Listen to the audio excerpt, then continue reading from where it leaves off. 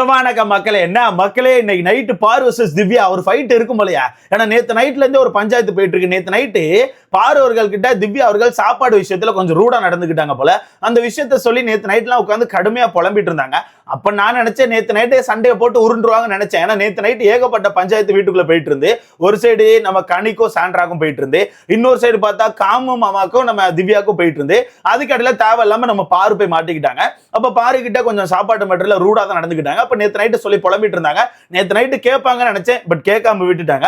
காலைல கூட உட்காந்து புலம்பிட்டு இருந்திருப்பாங்க, கண்டிப்பா பார்த்திருப்பீங்க. பல பேர்கிட்ட சொல்லிட்டு இருந்தாங்க, ஏதோ நான் அவ சாப்பாடு சாப்பிடுற மாதிரி ஓவரா பண்றா, ஏன்னா அவளா காசு போட்டு எனக்கு சாப்பாடு கொடுக்கா, இந்த அளவுக்கு ஏன் சீன் போடுறா, நான் கேட்காம விட மாட்டேன்னு சொல்லிட்டு காலையில இருந்து நம்ம அக்கா புலம்பிட்டு இருந்தாங்க. அந்த விஷயத்தை அட்ரஸ் பண்ண போயிருப்பாங்கன்னு நினைக்கிறேன். அதுதான் பஞ்சாயத்தா இருக்கு. ஹாட் ஸ்டார்ல ஒரு ப்ரோமோ வந்திருக்கு, கண்டிப்பா பார்த்திருப்பீங்க. அந்த ப்ரோமோல பாத்தீங்கன்னா நம்ம பாரு போயிட்டு திவ்யா கிட்ட அட்ரஸ் பண்றாங்க, ஒரு விஷயத்தை உங்ககிட்ட கொஞ்சம் பேசணும், நீங்க வந்து ஒரு கேரக்டர் எடுத்து ரோல் பண்ணி பிளே பண்ணிட்டு இருக்கீங்க, அந்த விஷயம் ஏதோ தப்பா இருந்த மாதிரி எனக்கு தோணுது, அதை நான் உங்ககிட்ட பேசணும்னு சொல்லிட்டு ஏதோ பேச போறாங்க. எனக்கு தெரிஞ்ச அந்த சாப்பாடு மேட்டரா தான் இருக்கும். ஏன்னா அதை தாண்டி திவ்யாக்கும் பாருக்கும் வேற எதுவும் பஞ்சாயத்து வரல. ஓகேவா? நேத்து நைட் இந்த ஒரு பஞ்சாயத்து தான் வந்திருக்கு. அப்போ ஏதோ அட்ரஸ் பண்ண போயிருக்காங்க. அப்ப நம்ம திவ்யா அவர்கள் சொல்லுங்க, இப்ப என்ன உங்களுக்கு பிரச்சனை சொல்லுங்க அப்படின்னு சொல்லி கேட்க உட்கார்ந்துருக்காங்க. திவ்யா பாரு ரெண்டு பேருமே இந்த லிவிங் ஏரியால உள்ள சோஃபால உட்காந்து பேசிட்டு இருக்காங்க. அப்படி பேசிட்டு இருக்கும்போது பாரு அந்த விஷயத்தை கேட்டிருப்பாங்க போல. கேட்டப்போ நம்ம திவ்யா சுத்த விட்டாங்க. ஏன்னா திவ்யா கிட்ட ஒரு பழக்கம் இருக்கு ப்ரோ. அவங்க கிட்ட போயிட்டு நீங்க மத்தியானம் சாப்பிட்டீங்களான்னு கேட்டீங்கன்னா அவங்க என்ன பண்ணுவாங்க தெரியுமா? நேத்து மத்தியானம் பார்த்தா நான் கீரை குழம்பு சாப்பிட்டேன் பார்த்துக்கோ. கீரை குழம்பு சாப்பிட்டு முடிச்சோன்னா நைட்டு சரியான பசி. அப்ப நைட்டு ஒரு பிரியாணி சாப்பிட்டு முடிச்சு நல்லா தூங்கிட்டேன். தூங்கி முடிச்சு காலைல பார்த்தா தான் தெரியுது நான் பல்லு விளக்கலன்னு. அதுக்கப்புறம் பல்லு விளக்கிட்டு காலைல சாப்பாடு சாப்பிட்டுட்டு அங்கேயும் சுத்திட்டு இருந்தேன். அதுக்கப்புறம் மணி 12 ஆயிட்டு. 12 மணிக்கு தான் அப்புறம் சாம்பார் சாதம் சாப்பிட்டேன் அப்படின்னு சொல்லிட்டு வெறும் மணிக்கு மத்தியானம் சாப்பிட்டியான்னு கேட்ட கொஸ்டினுக்கு இந்த அளவுக்கு சுத்துவாங்க. இதான் நம்ம திவ்யா. ஓகேவா? அப்ப அந்த இடத்துல பாரு போய் கேட்டிருப்பாங்க போல. கேட்டதுக்கு திவ்யா சுத்த விட்டாங்க. திவ்யா சுத்த விட்டேன்னு அந்த இடத்துல பாரு சொல்றாங்க, ஏமா உங்ககிட்ட ஒரு விஷயத்த கேட்டேன், ஏமா இப்படி சுத்த விட்டுட்டு இருக்க, நான் கேட்ட கேள்விக்கு கிளியரா பதில் சொல்லுமா, ஏமா இப்படி போட்டு சுத்த விட்டுட்டு இருக்க, எனக்கு டயர்ட் ஆகுதுமான்னு சொல்லிட்டு பாரு சொல்றாங்க. அதுல திவ்யா என்ன சொல்றாங்கன்னா, இங்க பாருங்க, நீங்க ஒண்ணு கேக்குறீங்க, அதை நான் ஆன்சர் கொடுக்குறேன், அந்த ஆன்சரை எப்படி கிளியரா கொடுக்கணுமோ அது என்னோட வேலை தான் நான் கொடுப்பேன், நீங்க நினைக்கிற மாதிரி என்னால கொடுக்க முடியாது, நீங்க பேசுற விதம் வேற மாதிரி இருக்கும், நான் பேசுற விதம் வேற மாதிரி இருக்கும், நான் இப்படித்தான் கிளியரா கொடுக்கணும்னு சொல்லிட்டு இப்படித்தான் பேசுவேன்னு சொல்லிட்டு சொல்றாங்க. அந்த இடத்துல நம்ம பாரு என்ன சொல்றாங்கன்னா, ஏமா எனக்கு ரொம்ப டயர்ட் ஆகுதுமா, கிளியரா பேசுமா, ஸ்ட்ரெயிட்டா பாயிண்ட்டுக்கு வாமா, ஏமா இப்படி சுத்த விடுறேன்னு சொல்லிட்டு பாரு சொல்றாங்க.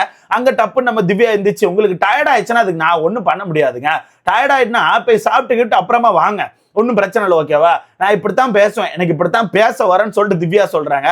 அதுல பாரு டென்ஷன் ஆயிட்டாங்க போல. உடனே பாரு டென்ஷன் ஆயிட்டு, சரிம்மா சரி நம்ம அப்புறமா இப்ப சாப்பிட்டுட்டு பொறுமையா பேசுவோம், டைம் எடுத்து நம்ம பொறுமையா பேசுவோம்னு சொல்லிட்டு அந்த இடத்தோட்டு எந்திரிச்சு போறாங்க.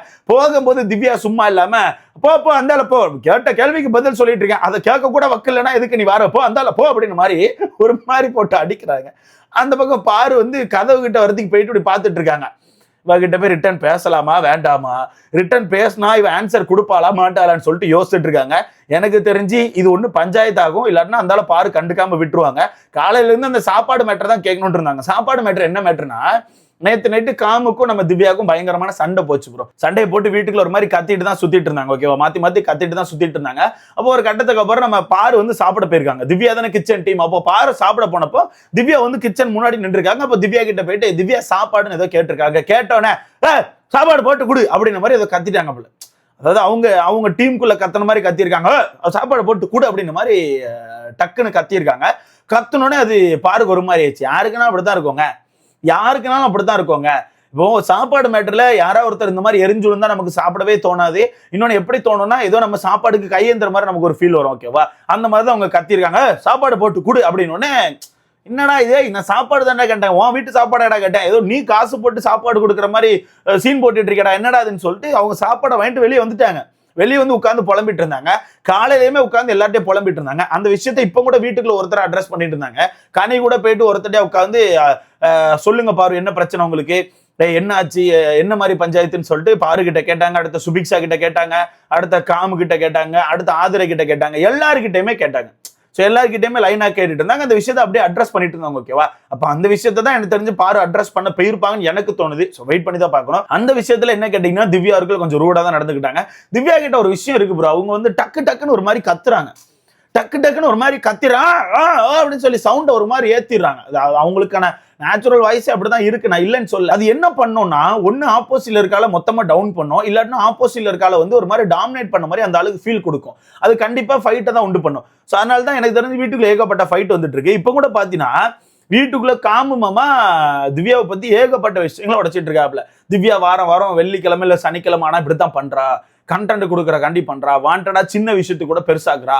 நேத்து கனி வர்சஸ் சாண்ட்ரா ஒரு ஃபைட் போயிட்டு இருக்கு மச்சான். அந்த ஃபைட் நான் ரொம்ப அருமா பார்த்துட்டு இருக்கேன். யார்கிட்ட உட்காந்து பேசிட்டு இருந்தாருன்னா விக்ரம் உட்காந்து பேசிட்டு இருந்தாரு. விக்ரம் கனி 2 பேர்ட்டையும் உட்காந்து அப்ப சொல்றாரு, அந்த ஃபைட் இப்படி போயிட்டு இருக்கு மச்சான், நம்மளாம் அதை பார்த்துட்டு இருக்கோம்.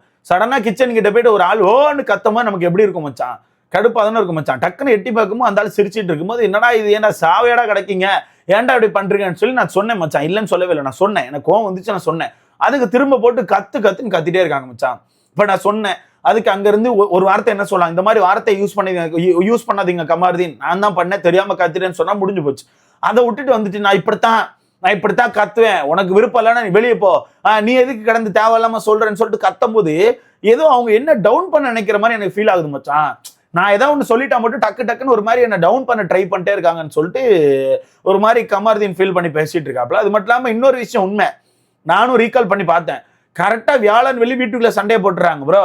வியாழன் வெள்ளி வீட்டுக்குள்ள ஏதாவது ஒரு இடத்துல ஏதாவது ஒன்று பண்ணி கத்தி சண்டையை போட்டு ஒரு மாதிரி உருண்டுறாங்க. அதையும் காமு மாமா சொல்லிட்டு இருக்காரு, வாரம் வாரம் கரெக்டா வியாழன் வெள்ளி ஏதாவது ஒன்று பண்ணிடுறாங்க. அது எதுக்குன்னே தெரியல, வாண்டடா பண்றாங்க. வாண்டடா சின்ன விஷயத்தையுமே ரொம்ப பெரிய விஷயமா மாத்திட்டு இருக்காங்க. அவங்க கிட்ட போயிட்டு பல விஷயத்த பேச கூட முடியல, எனக்குலாம் என்ன பண்ணனே தெரியல அப்படின்னு சொல்லிட்டு காமு பேசிட்டு இருக்காப்ல. காமு பொறுத்தவரைக்கு ஆட்களை பொறுத்து அவருக்கான கேரக்டர் அப்படிங்கிறது நமக்கு நல்லா தெரியுது ப்ரோ. பாரு கூட இருந்தா ரொம்ப டாக்ஸிக்கா இருக்காரு. அதை தாண்டி இந்த விக்ரம் கூட கன்னி கூட எல்லாம் இருந்தா அவருக்கான கேரக்டர் சூப்பரா இருக்கு. பயங்கரமா பேசுறாரு, நல்லா ஒரு மாதிரி ஒரு கைண்ட் ஹார்ட்டடா ஃபீல் ஆகுறாரு. ஒவ்வொரு ஆட்களை பொறுத்து அவருக்கான கேரக்டர் அப்படிங்கிறது மாறுது. ஸோ இந்த நபரை வந்து கரெக்டான ஆள் கைக்குள்ள வச்சிருந்தா எனக்கு தெரிஞ்சு கமாருதீன் அப்படிங்கிற ஒரு நபர் வந்து ஒரு நல்ல ஒரு பர்சன் தான். என்ன பொறுத்தவரைக்கும் ஒரு நல்ல ஒரு பர்சன் தான். ஏன்னா நான் கவனிச்ச வரைக்கும் அந்த மனுஷன் நிறைய விஷயத்துல நல்லா பேசுறாப்ல, ஒரு ஃபன் சைடு இருக்கு அந்த மனுஷன் கிட்ட, செம்மையா ஜாலியா பேசுறாப்ல. சீரியஸான மேட்டரையுமே கரெக்டான ஆள் கூட இருந்தா ஃபன்னா பேசுறாப்ல. நல்லா யோசிச்சு பாத்தீங்கன்னா சீரியஸான மேட்டரை கூட கரெக்டான ஆள் கூட இருக்கும்போது ஒரு மாதிரி ஃபன்னா, மச்சான் அவன் அப்படிதான் மச்சான், அவன் இப்படித்தான் மச்சான்னு சொல்லிட்டு ஒரு மாதிரி ஜாலியா பேசுறாப்ல. ஸோ ஆட்களை பொறுத்து அந்த மனுஷனுக்கான கேரக்டர் மாறுது. கொஞ்சம் ஒரு தள்ளி இருந்தா கரெக்டா இருக்கும். நல்ல வேலை எஸ்கேப் ஆயிட்டாப்ல. பாருக்கான ஃபேமிலி வீட்டுக்குள்ள வந்திருந்தா எனக்கு தெரிஞ்சு பாரு வந்து கமருதீனை கை காமிச்சு விட்டுட்டு எஸ்கேப் ஆயிருப்பாங்க. அம்மா அவன் தான் அம்மா பேசுன, அவனோட அந்த ஆசை வார்த்தை வலைகளுக்குள்ள நான் விழுந்துட்டேமான்னு சொல்லிட்டு கண்டிப்பா பாரு எஸ்கேப் ஆயிருக்கும். பாரு அதுக்கு தான் ஆக்சுவலா பிளான் போட்டுச்சு. அதை கண்டுபிடிச்ச கமருதீன் தப்பிஸ்டாப்ல ஒரு வழியா. ஸோ அந்த வகையில கமருதீன் காலில இருந்து திவ்யா பத்தி பல இடங்களை உடைச்சிட்டு இருக்காப்ல. ஸோ வெயிட் பண்ணி பார்க்கலாம். எனக்கு தெரிஞ்சு இந்த வாரம் திவ்யாவுக்கு ரோஸ்ட் இருக்கும்னு தோணுது. ஒன்னு அந்த கத்தன மேட்டர்ல, ரெண்டாவது இந்த பாருகிட்ட சாப்பாடு மேட்டர்ல ஒரு மாதிரி இது பண்ணாங்களே, இந்த விஷயத்தை ரிஜிஸ்டர் பண்ணிட்டே இருக்காங்க. ப்ரொமோ கூட வந்துட்டு அப்படிங்கும்போது கண்டிப்பா இதை சாட்டர்டே சண்டே அட்ரஸ் பண்ணுவாங்க. ஸோ வெயிட் பண்ணி பார்க்கலாம் என்ன மாதிரி நடக்கும்னு சொல்லிட்டு. நீங்க சொல்லுங்க ப்ரோ, திவ்யாக்கான விஷயத்தை நீங்க எப்படி பாக்குறீங்க? அவங்களுக்கான அவங்க அந்த கத்துற விஷயமாகட்டும், வார வாரம் அந்த வியாழன் வெள்ளி ஒரு சண்டே போடுறாங்கல்ல, இந்த விஷயத்தெல்லாம் நீங்க எப்படி பாக்குறேன்னு சொல்லிட்டு மறக்காம கமெண்ட்ல போடுங்க. வீடியோ லைக் பண்ணிக்கோங்க, சேனலை சப்ஸ்கிரைப் பண்ணிக்கோங்க. ஆனா திவ்யா கிட்ட உட்காந்து பேச முடியாது ப்ரோ, சத்தியமா. திவ்யா வந்து மோசமான ஒரு ஆளு. இப்போ வியானா வெளியே இன்டர்வியூல சொல்லியிருக்காங்களா திவ்யா பத்தி என்னமா கருத்து அப்படின்னா மினி பார்வதி அப்படின்னு மாதிரிதான். உண்மையாவே மினி பார்வதி தான் ப்ரோ. அது அவங்கள்ட்ட நீங்க ஒரு கண்டென்ட் எடுத்துட்டு போய் பேசுங்களேன், நீங்க எதிர்பார்த்த ஆன்சர்லாம் வரவே வராது.